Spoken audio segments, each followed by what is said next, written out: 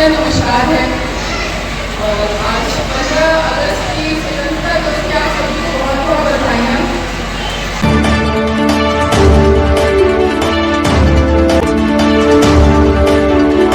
नमस्कार दोस्तों, आप देख रहे हैं एमबी न्यूज और मैं आपका दोस्त भानुप्रकाश शर्मा और मैं आपको दिखा रहा हूं जिला बुलंदशहर के अंतर्गत कलंदरगढ़ी गांव से। और दोस्तों, आज जैसा कि स्वतंत्रता दिवस का बहुत ही सुहावना दिन है और बड़ा ही खुशी का दिन है। और आज के दिन इस कलंदरगढ़ी की भूमि से यहाँ doctor Bhimrao education welfare society के माध्यम से आज बहुत ही सुंदर प्रोग्राम किया गया, जहां युवाओं को कुछ नया संदेश दिया गया, जहां उनके अंदर कुछ अच्छी शिक्षापन पे इस चीज को भी बढ़ावा देने के लिए प्रोग्राम किया गया।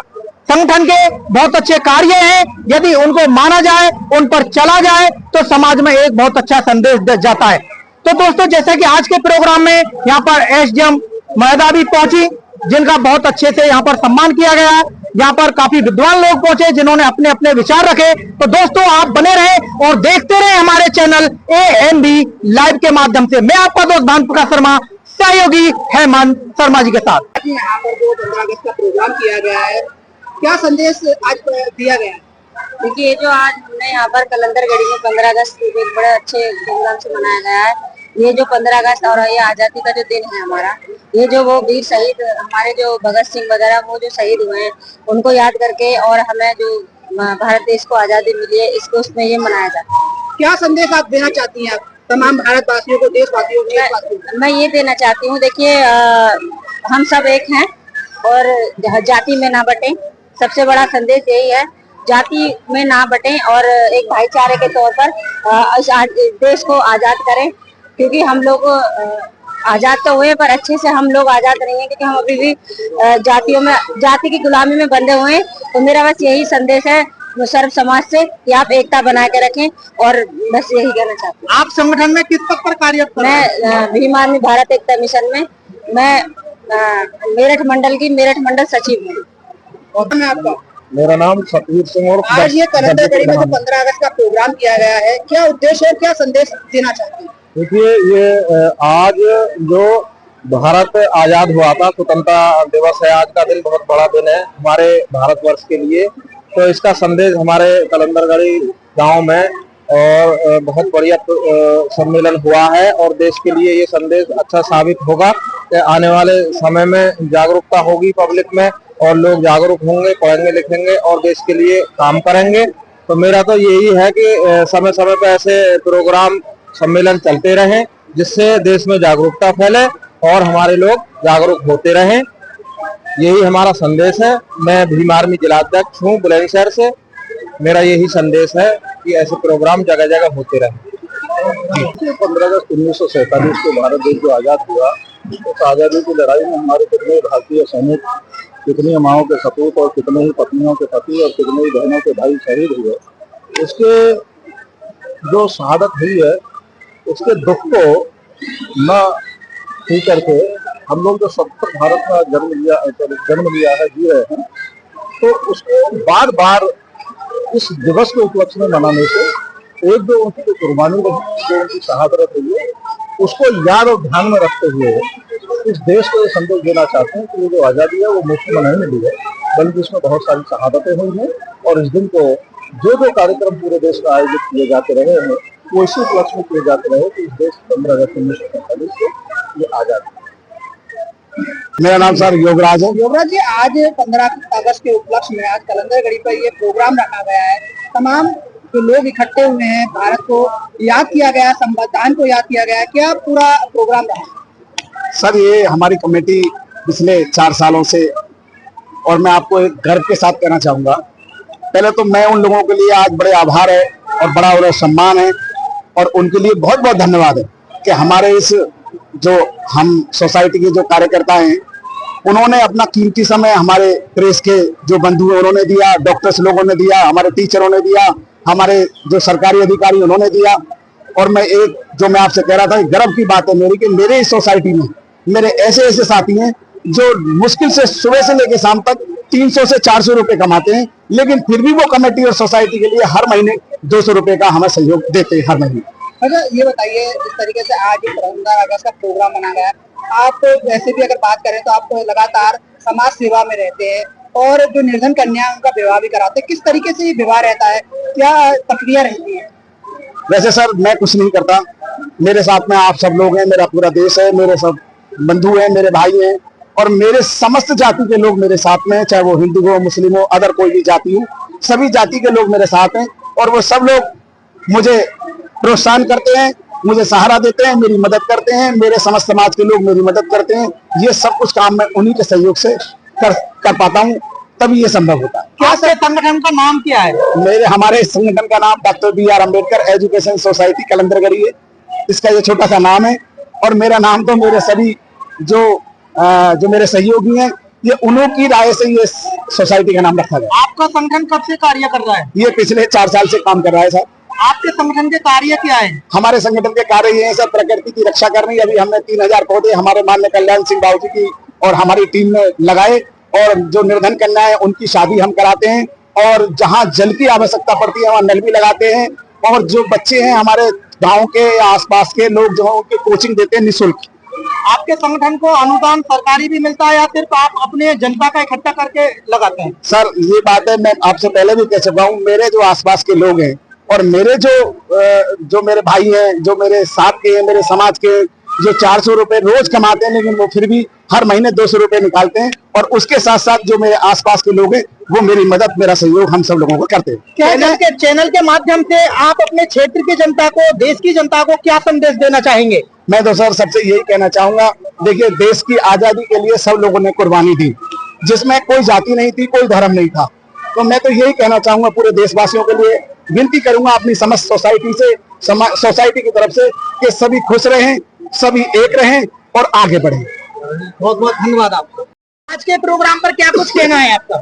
आज के प्रोग्राम में ये कहना है 15 अगस्त इस वाले में देश आजाद हुआ था जी, तो हमारे जो वीर जो महापुरुष हैं उनकी यादगार हर साल मनाई जाती है और इस प्रकार से मनाते हैं, उनकी यादों को दोबारा से रिपीट करते हैं। जो आने वाली हमारी पीढ़ियां हैं, आने वाली जो जनसंख्या हमारे नए बच्चे युवा हैं, उनको भी तुम्हारी ये याद ताजा होती रहे। तो ये हमारा संदेश है और हम ये चाहते हैं कि देश के अंदर हर साल हर और उल्लास के साथ मनाना चाहिए। युवाओं में जो कुरीतियां पैदा हो रही हैं उनको कैसे सुधारा जा सकता है? कुरीतियां जो युवाओं जो पैदा हो रही है उसके भिन्न भिन्न कारण सुधारने के जी, एक तो उसमें हमें सरकार से भी थोड़ा सहायता चाहिए, पुलिस बल की भी सही चाहिए, एक तो नंबर वो। और एक दूसरा ये है कि हम पहले तो अपने प्रयास से तो प्रयास करते हैं कि हम अपने समाज को किसी न किसी रूप में सुधारें, उनको समझाएंगे, बैठ के सुधारते हैं, उन्हें समझाते हैं बैठ करके आराम से, ऐसे नहीं ऐसा करिए आप, समाज हमारा कमजोर होता है, हमारे लिए सर्व समाज सर्वोपरि है, हम सर्व समाज के हित में काम कर रहे हैं, ऐसा नहीं है। बहुत बहुत धन्यवाद।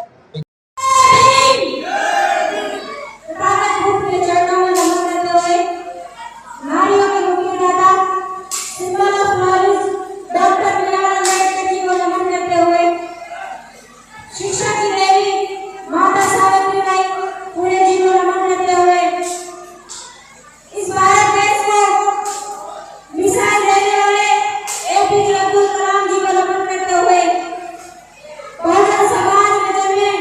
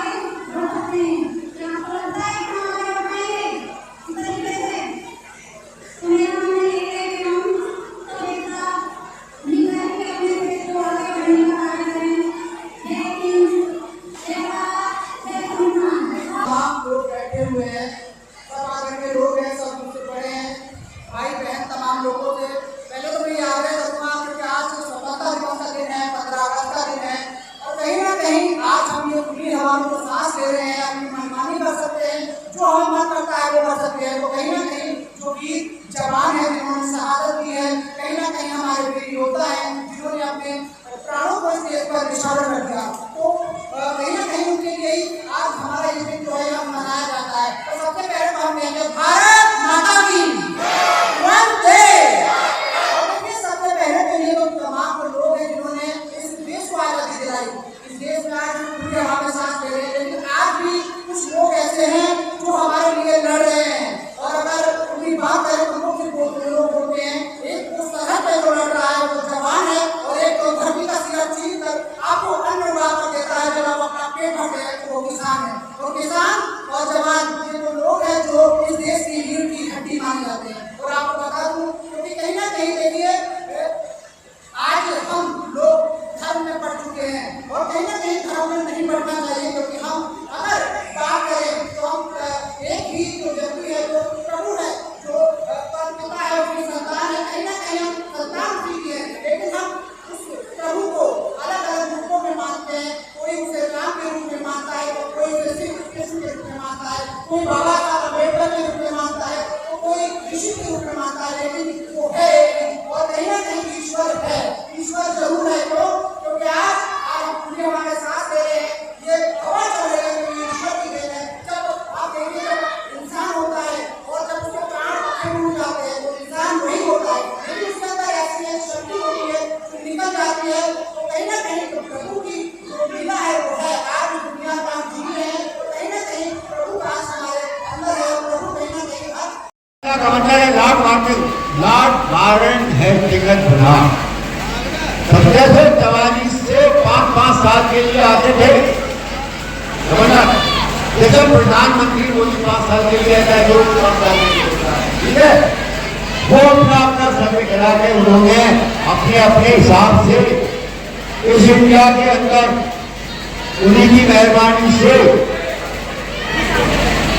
और पैसा नहीं था, मशीनें नहीं थी, जेसीबी नहीं थी, आप बताओ जेसीबी नहीं थी, कोई मशीन नहीं थी, तो आपने सोचा जेसीबी नहीं थी, मशीनें नहीं थी, इतनी बड़ी लाइन घुट गई, इतनी ऊंची लाइन बन गई, ये कैसे बनी? ये हमारे लोग सिर्फ लेबर का ही काम करते थे, मिट्टी डालना है पूरा 100, 500, 1000, ठीक है। इस तरह से अभी कहोगे कि फोन अभी आप लगाओ 1744 से 1744 से 1744, 1755, 1760, 1780, और फिर बाद में अंग्रेजों ने अपनी फौजें बनाई। क्या बनाई? आर्मी बनाई, आर्मी, बटालियन, रेजिमेंट, जिसमें एक रेजिमेंट में 8 आदमी होते थे,